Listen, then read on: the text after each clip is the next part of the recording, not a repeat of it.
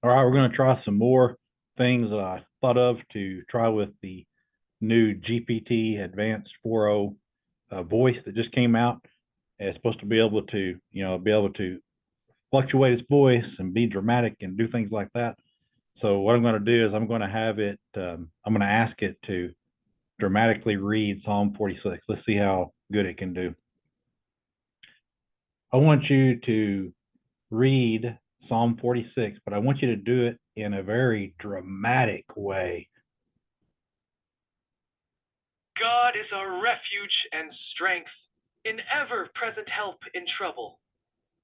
Therefore we will not fear, though the earth give way and the mountains fall into the heart of the sea, though its waters roar and foam and the mountains quake with their surging.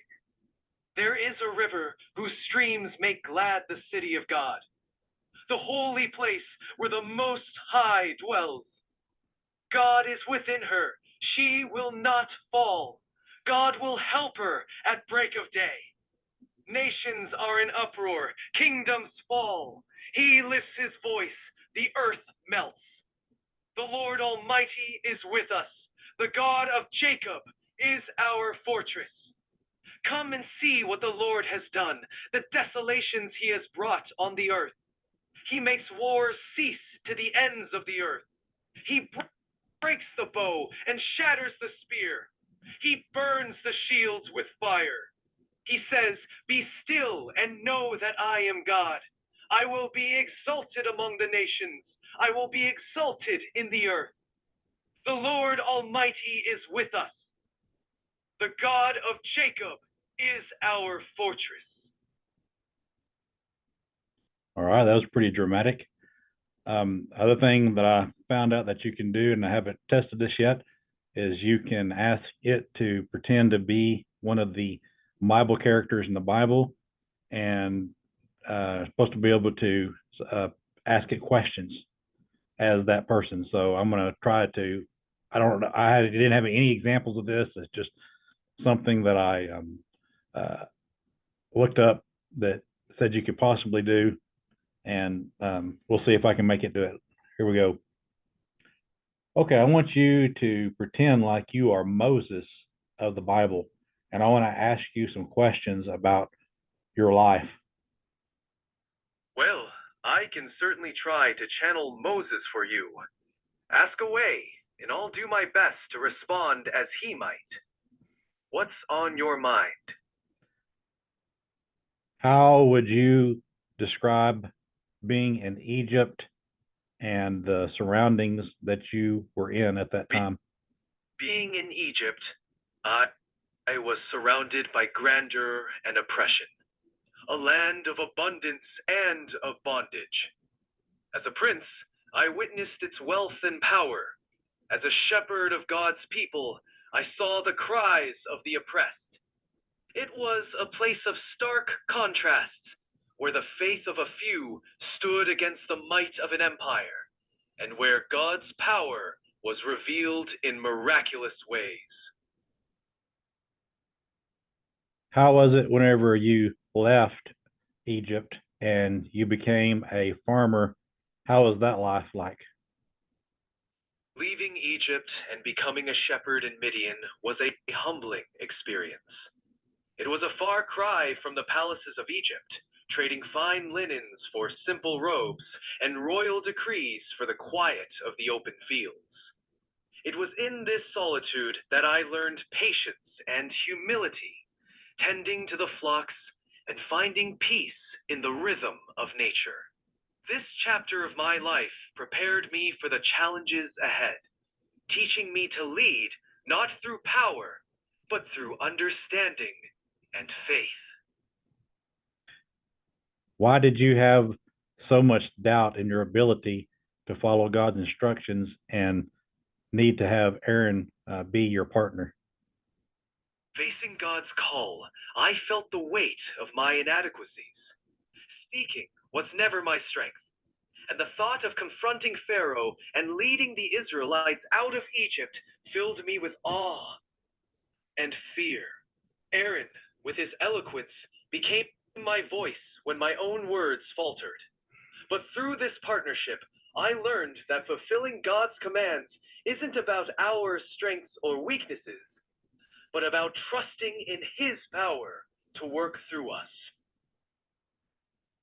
Whenever you had the power through God giving it to you to be able to part the Red Sea, can you describe what that might have been like and maybe the experience that was going on at that time?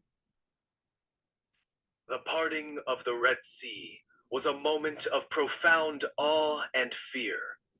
With the sea before us and Pharaoh's army closing in behind, the situation seemed impossible. But when I lifted my staff as God commanded, a mighty wind swept the waters aside, carving a path through the sea. We crossed on dry ground, walls of water towering on either side. It was a testament to God's unmatched power, a deliverance beyond human comprehension, turning a desperate flight into a triumphant journey.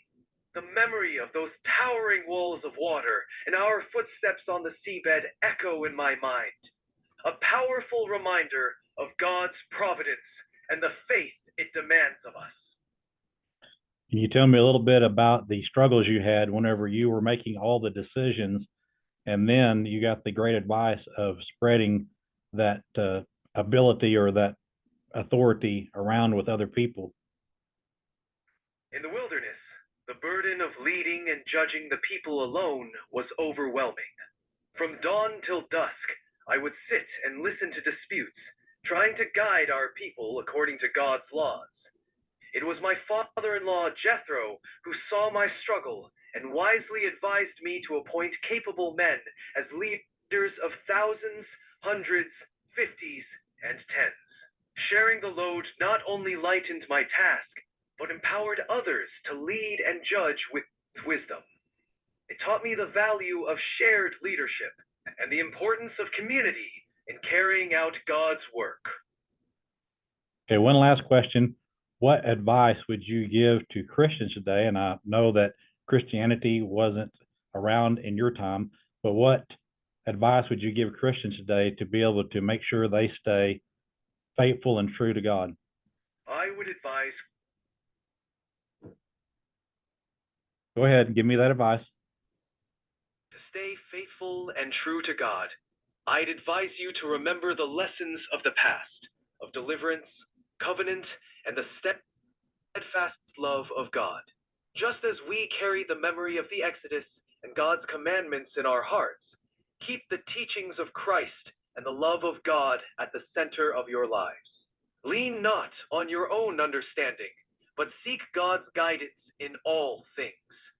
Support each other in love and righteousness, and remember that God is always with you, guiding you through the trials and triumphs of life.